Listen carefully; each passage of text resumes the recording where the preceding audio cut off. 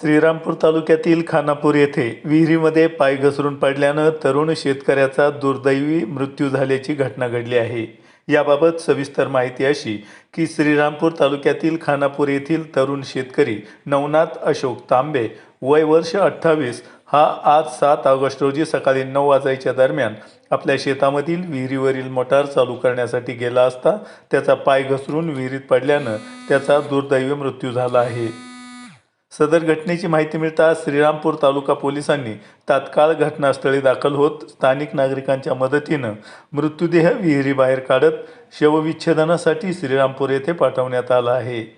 या प्रकरणी श्रीरामपूर तालुका पोलीस ठाण्यात अकस्मात मृत्यूची नोंद करण्यात आली. या प्रकरणाचा तपास श्रीरामपूर तालुका पोलीस स्टेशन करत आहे.